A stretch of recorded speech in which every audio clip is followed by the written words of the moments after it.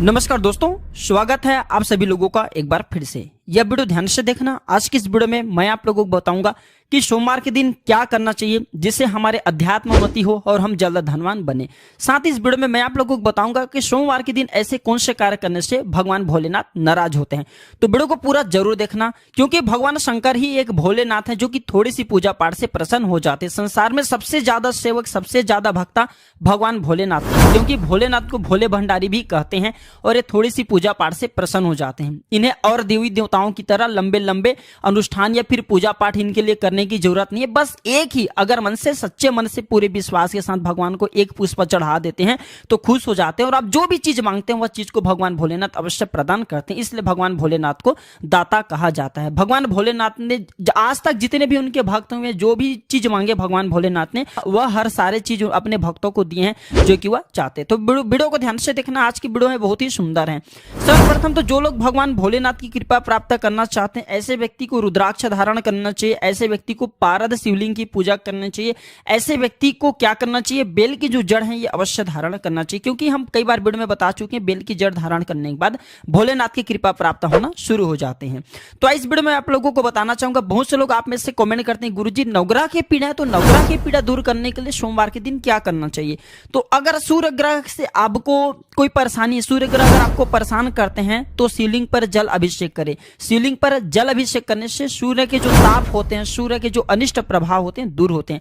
अगर चंद्र आपको परेशान करें तो कच्चे दूध में काले तिल डाल करके शिवलिंग पर अभिषेक करें। चंद्र का जो दुष्प्रभाव है, चंद्र जो आपके ऊपर में बुरे परिणाम दे रहे वह दूर हो जाते हैं। अगर मंगल आपको परेशान करते हैं तो गिलोय बूटी के रस से जो शिवलिंग है इनका जो अभिषेक करना शुरू कर दीजिए। मंगल के दोष के कारण व्यक्ति में क्या होता है, जल्दी से विवाह नहीं होते, मांगलिक दोष हो जाते हैं या फिर शादी होते हैं। बहुत से लोगों को आपने देखा होगा शादी हो जाते हैं, अगर पत्नी को मांगलिक दोष लगाए तो पति मर जाते हैं, और अगर पति को लगाए तो कितने भी पत्नी ले आए घर में, कितने भी शादी करके ले, उनका डेथ हो जाते हैं, मर जाते हैं। तो मंगल दोष लगने के और भी कारण है, जैसे कि मंगल दोष लगते हैं तो व्यक्ति को छोटी छोटी बातों में गुस्सा आने लगते हैं। तो ऐसे व्यक्ति गिलोय की बूटी के रस का अभिषेक जो है शिवलिंग पर करना शुरू कर दीजिए, तो मंगल दोष दूर हो जाते हैं। जिन्हें बुध दोष लगा हो तो विधारा की बूटी के रस से शिवलिंग पर अभिषेक करें। विधारा बहुत ही आसानी से मिल जाते हैं, ढूंढिएगा।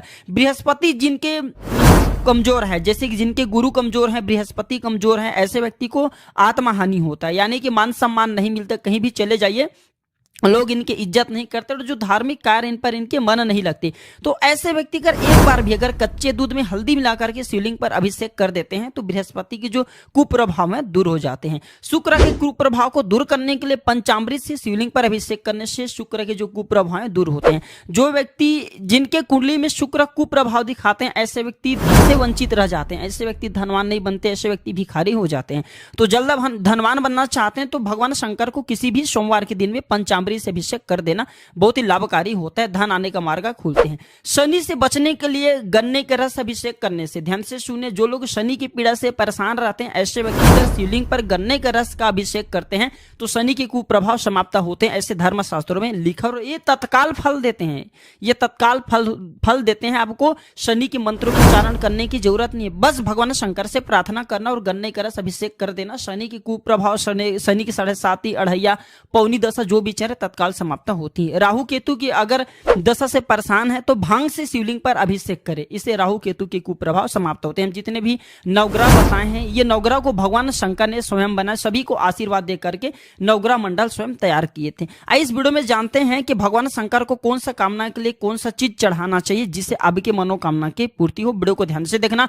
अभी तक कमेंट बॉक्स में ओम नमः शिवाय नहीं लिखे तो लिख दीजिए, या फिर हर हर महादेव जरूर लिखना। आशा करूंगा कि आप ओम नमः शिवाय जरूर लिखेंगे, हर हर महादेव जरूर लिखेंगे। अगर आप ऐसा नहीं लिखते तो मैं समझ जाऊंगा कि आप भी भोलेनाथ के भक्त नहीं है, आप भोलेनाथ से नाराज हैं। तो जो व्यक्ति अगर दूध का अभिषेक शिवलिंग पर करते हैं तो ऐसे व्यक्ति को आरोग्य की प्राप्ति होता है। दही का अभिषेक करते हैं शिवलिंग पर तो जीवन में हर्ष और उल्लास की प्राप्ति होता है। शहद का, जी हाँ, शिवलिंग पर अगर कोई व्यक्ति शहद चढ़ाते हैं तो सौंदर्य की प्राप्ति होते है, वाणी में मिठास आता है और समाज में लोकप्रियता बढ़ता है, समाज में आपके मन सम्मान प्रतिष्ठा बढ़ता है शहद चढ़ाने से। घी का अगर शिवलिंग पर अभिषेक करते हैं तो हमें तेजी से, ध्यान से सुनिए, अगर कोई व्यक्ति घी का अभिषेक करते हैं शिवलिंग पर तो हमें तेजी से, हमारे शरीर में तेज की प्राप्ति होता है, ऊर्जा की प्राप्ति होता है। शक्कर का शिवलिंग पर अभिषेक करते हैं तो सुख समृद्धि ऐश्वर्य की प्राप्ति होता है। और कोई व्यक्ति अगर इत्र का, ध्यान से सुनिए, अगर कोई व्यक्ति जो है भगवान शंकर पर इत्र का अभिषेक करते हैं। इत्र का अभिषेक कैसे करते हैं? जो जल जिसमें आप पानी चढ़ाने, जो लोटे आपने पानी चढ़ाने के लिए रखे, जल रखे हैं,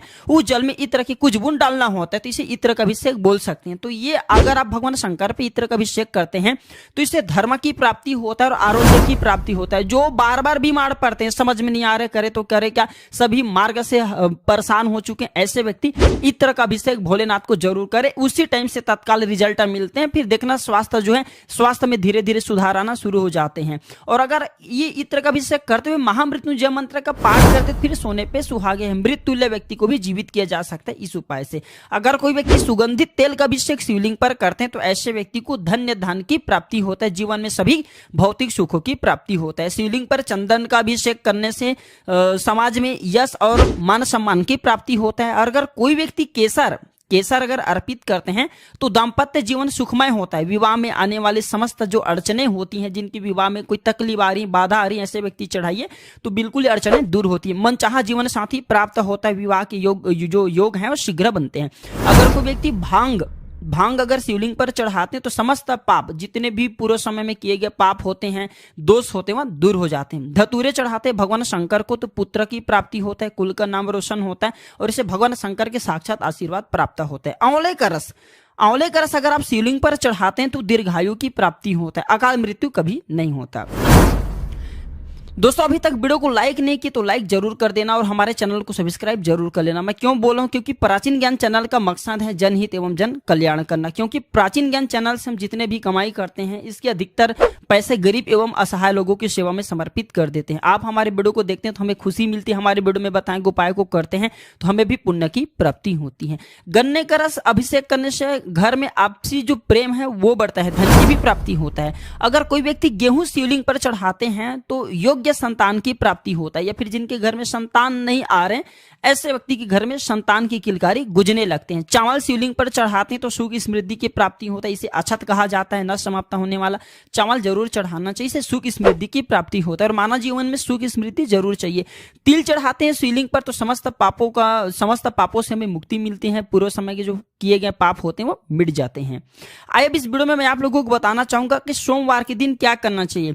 तो सोमवार के दिन सिर पर हमें जो है शिवलिंग पर चढ़ा हुआ या फिर कोई भी भस्म होते हैं शिवलिंग पर लगा करके हमें अपने सर पर जरूर भस्म लगाना चाहिए। सोमवार के दिन निवेश करना अच्छा होता है। जी हाँ बिल्कुल, आप किसी भी चीज में निवेश कीजिए, इसमें फायदा ही आपको मिलेंगे। सोमवार के दिन जो है सोना है, चांदी है, शेयर मार्केट में जो पैसा लगाना ये अच्छा माना गए हैं। इस दिन घर का निर्माण भी शुभारंभ कर सकते हैं।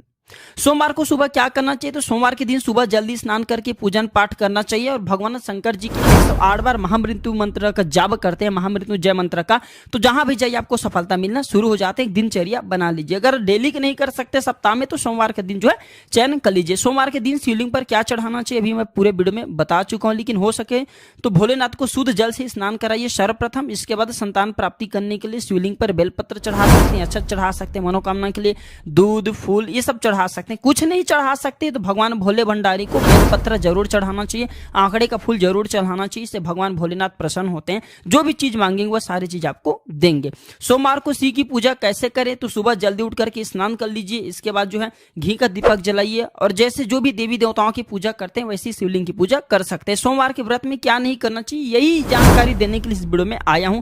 चाहे व्रत रखे या ना रखे, लेकिन फिर भी सोमवार के दिन ये गलती मत करना। भगवान भोलेनाथ जितना जल्दी प्रसन्न होते हैं उतना जल्दी रुठते भी हैं, क्योंकि जो जितना जल्दी प्रसन्न होते हैं उतना जल्दी रुठते भी हैं। तो ध्यान से सुनिए, माना जाता है कि सोमवार के व्रत में चाहे आप व्रत रखे हो चाहे मत रखे हो, ये जानकारी दूसरे को भी बता सकते हैं। तो सोमवार के व्रत में गेहूं सूजी या आटे का सेवन नहीं करना चाहिए। इसके अलावा लाल मिर्च और सादा नमक युक्त जो मसालेदार हैं, तली भुनी हुई चीजें हैं, इनका सेवन नहीं करना चाहिए। साथ ही मांस मदिरा बैगन काफी हरी पत्तेदार जो सब्जी हैं इनका भी सेवन नहीं करना चाहिए, मना किया गया है। शिव की पूजा कब करना चाहिए? जो भगवान शंकर जी की पूजा है इसे सर्वश्रेष्ठ कौन समय करना माना गया है? तो वो है प्रदोष काल। प्रदोष काल किसे बोलते हैं जान लीजिए। तो सूर्यास्त से 1 घंटा पहले और सूर्यास्त के 1 घंटा बाद इसे प्रदोष काल कहा गया है। तो प्रदोष काल में अगर भगवान शंकर जी की पूजा करते हैं, जैसे कि धतूरे, फल, आंकड़ा वगैरह जो भी चीज चढ़ाते हैं, तो भगवान शंकर इस समय तत्काल प्रसन्न होते हैं। और अगर 13 के दिन है तो अति उत्तम है। जैसे एकादशी आते हैं, एकादशी के बाद द्वादश फिर आते हैं, 13 का दिन अति उत्तम माना गया है शिव पूजा करने के लिए। क्या हम पीरियड के समय में भगवान शंकर की पूजा कर सकते हैं? बिल्कुल कर सकते हैं, लेकिन उनके शिवलिंग को आपको छूना नहीं है। मानस पूजा कर सकते हैं, मन से पूजा कर सकते हैं। शिव को धतूरे का फल अत्यंत प्रिय है। धतूरे का फल चढ़ाने से भगवान शंकर बहुत प्रसन्न होते हैं।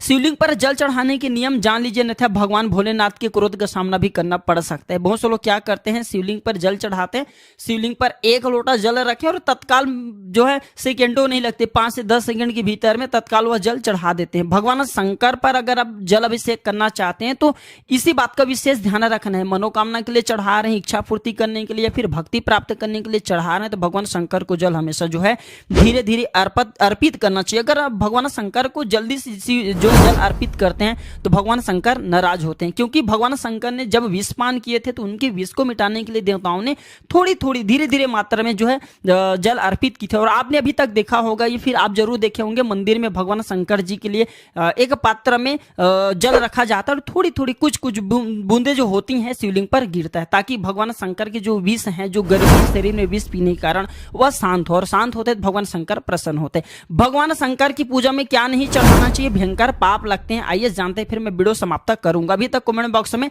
जो ओम नमः शिवाय नहीं लिखे तो लिख देना। तो धर्मशास्त्र हमारे कहते हैं कि केतकी का फूल भगवान शंकर की पूजा में मत चढ़ाना। जो व्यक्ति केतकी का फूल भगवान शंकर की पूजा में चढ़ाते हैं, ऐसे व्यक्ति को मान हानि होता है, ऐसे व्यक्ति के जीवन में कलंक लगता है। इस बात का विशेष ध्यान रखना। तुलसी के पत्ते चढ़ाने से, अगर भगवान शंकर को तुलसी के पत्ते अगर आप चढ़ा देते हैं तो झूठा प्रेम की प्राप्ति होता है। तुलसी के पत्ते भूल करके शिवलिंग पर नहीं चढ़ाना चाहिए, भगवान शंकर क्रोध होते हैं। और संग से कभी भी जल अभिषेक शिवलिंग पर नहीं करना चाहिए। अगर ऐसे करते हैं तो जो पति पत्नी हैं इनके तलाक हो जाते हैं। धर्मशास्त्रों में ऐसा लिखे गए हैं। तो भूल से संग से जो है जल अभिषेक शिवलिंग पर नहीं करना चाहिए। कुमकुम या सिंदूर चढ़ाते हैं अगर शिवलिंग पर, तो इससे पति की दुर्घटना, पति की जो है 1 अंग चले जाते हैं, दुर्घटना में 1 अंग चले जाते हैं। इस बात का विशेष ध्यान रखना। भूल करके कुमकुम या सिंदूर शिवलिंग पर मत चढ़ाना। नारियल का पानी भी शिवलिंग पर नहीं चढ़ते और हल्दी भी नहीं चढ़ते। अगर कोई व्यक्ति शिवलिंग पर हल्दी चढ़ाते हैं तो ऐसे व्यक्ति जो विवाह देरी से होते हैं और जिनके विवाह हो चुके हैं, ऐसे व्यक्ति के जीवन में फिर वैवाहिक जीवन में परेशानी आना शुरू हो जाते हैं। तो सोमवार के दिन अगर आप व्रत रखते हैं या फिर भगवान शंकर की पूजन पाठ करते हैं तो इन बातों का विशेष रूप से ध्यान रखना जरूरी है। अगर वीडियो में बताएंगे जानकारी अच्छी लगी तो वीडियो को लाइक कीजिए और हाँ, इसे अपने दोस्तों यारों में शेयर करना ना भूलना, ताकि उन्हें भी यह जानकारी प्राप्त हो। ओम नमः शिवाय, हर हर महादेव।